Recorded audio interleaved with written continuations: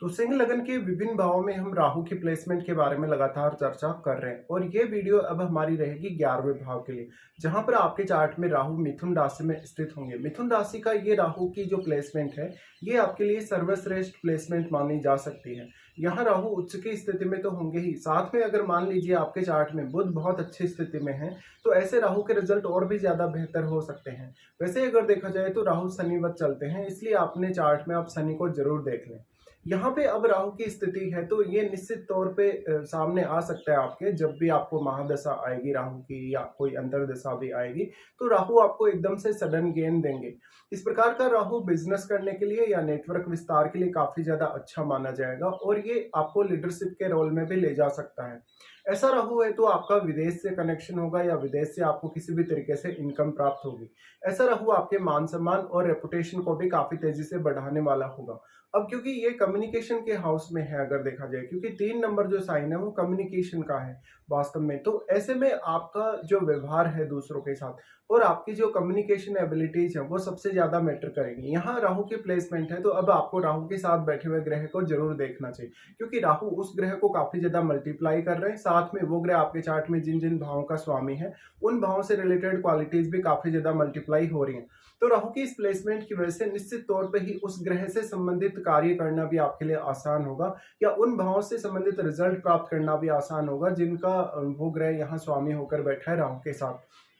अब यहाँ पे राहु कितना ज्यादा क्लोज है उस ग्रह के, और क्या वास्तव में जो राहु के साथ ग्रह बैठा है वो वक्री है, क्योंकि राहु के साथ अगर कोई भी ग्रह वक्री होकर बैठेगा तो राहु अपना काफी ज्यादा स्ट्रॉन्ग प्रभाव उस ग्रह पर डाल पाएंगे। ऐसे में मान लीजिए अगर यहाँ बुध बैठते हैं आपके चार्ट में, या इवन अगर शुक्र बैठते हैं, तो ये आपके लिए और भी ज्यादा बेटर स्थिति होगी।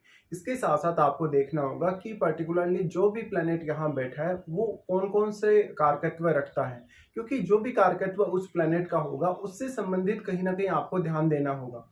राहु की यहाँ प्लेसमेंट है तो राहु आपको उन सब कार्यों में बहुत ज्यादा सक्षम बनाएंगे जिनको आप काफी ज्यादा प्रायोरिटी देना चाहेंगे अपनी लाइफ में। ऐसे में कोई भी प्रकार का ऐसा काम जिसमें आपको कम्युनिकेशन एबिलिटीज या खुद का टैलेंट ज्यादा से ज्यादा काम में लेना होता हो, आपको कोई भी प्रकार की ऐसी एक्टिविटी जहां पर आप दूसरों को एडवाइस दे सकते हैं या दूसरों को अच्छे से लीड कर सकते हैं, इन मामलों में राहु आपको सपोर्ट करेंगे। इसके साथ साथ अगर आपका फॉरेन सेटलमेंट होता है या फॉरेन कनेक्शन बनता है किसी भी तरीके से, या फॉरेन से आपको किसी भी प्रकार का गेन होता है, इनकम प्राप्त होती है, तो ऐसा राहु आपके लिए हाईली सपोर्टिव रहेगा।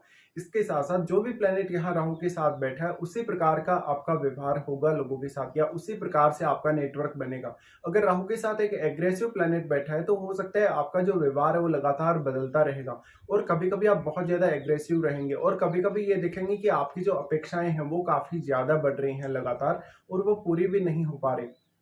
लेकिन इस प्रकार का राहु आपको बहुत कुछ करने में सक्षम बनाएगा। इसके साथ साथ लोगों से आपको कनेक्टिविटी बहुत ज्यादा बेहतर देगा।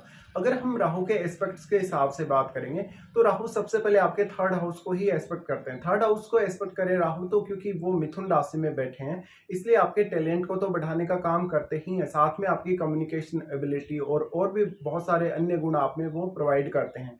ऐसे में आपको हार्डवर्क करना बहुत ज्यादा आसान हो जाएगा, अपना टैलेंट और अपनी बुद्धिमत्ता इस्तेमाल करना बहुत ज्यादा आसान हो जाएगा। अगर बुध का प्लेसमेंट आपके लगन में या सप्तम भाव में है तो ये आपके लिए और भी ज्यादा अच्छा हो सकता है। अब यहाँ राहु है तो थर्ड हाउस को जब भी वो एस्पेक्ट करेंगे तो जातक बहुत कुछ करने में सक्षम होगा। हमेशा जातक बहुत ही अच्छे से जीवन में रिस्क ले सकेगा और उस रिस्क के हिसाब से वो ज्यादा से ज्यादा बेहतर प्रदर्शन कर सकेगा। ऐसे में लेकिन प्रॉब्लम ये आती है कि राहु हमेशा जिस भाव में बैठते हैं उस भाव की क्वालिटीज को काफी ज्यादा मल्टीप्लाई करते हैं, और ऐसा यहाँ भी होगा निश्चित तौर पे ही। और वैसे भी यहाँ तो राहु उच्च की स्थिति में बैठे हैं, इसलिए अगर आपके चार्ट में बुध बहुत अच्छी स्थिति में है या राहु के साथ कोई इनका मित्र ग्रह बैठा है, या मान लीजिए कोई भी ऐसा प्लेनेट जो यहाँ राहु को और ज्यादा सपोर्ट कर सकता है या राहु के रिजल्ट को और ज्यादा बेहतर कर सकता है, ऐसे में आपको काफी ज्यादा अच्छे परिणाम प्रदान करेगा राहु। इसके साथ साथ यहाँ पे राहु का जो प्रभाव है वो आपको देखना होगा। अगर आपको राहु की महादशा है या अंतरदशा है तो वो आपको कौन से एज पीरियड में आ रही है साथ में, या अंतरदशा है तो वो कौन से प्लेनेट के अंडर में है। जैसे हो सकता है शुक्र की महादशा चल रही हो आपको और उसमें राहु की अंतरदशा हो, या हो सकता है मंगल की महादशा चल रही हो और आपको उसमें राहु की अंतरदशा हो। तो इस तरीके से आपको विचार करना चाहिए। लेकिन सबसे ज्यादा जो आपके लिए इफेक्ट पड़ेगा वो महादशा का ही रहेगा। अगर आपको महादशा सही समय पे मिल जाती है राहु की, तो ये राहु आपको बहुत ही ज्यादा प्रोग्रेस देगा, इवन अनएक्सपेक्टेड आपको फायदे देगा। यहाँ पे फिर राहु एस्पेक्ट करते हैं पंचम भाव को, लेकिन पंचम भाव पर राहु अपना प्रभाव अवश्य ही डालते हैं जब वो एस्पेक्ट करते हैं। पर यहाँ काफी ज्यादा इंटरेस्टिंग स्थिति बनेगी, क्योंकि अब राहु के साथ बैठे हुए ग्रह का रोल बहुत ज्यादा अहम होने वाला है, क्योंकि राहु की तुलना में अब वो ग्रह ज्यादा क्वालिटीज लिए हुए हैं, ज्यादा पावरफुल है।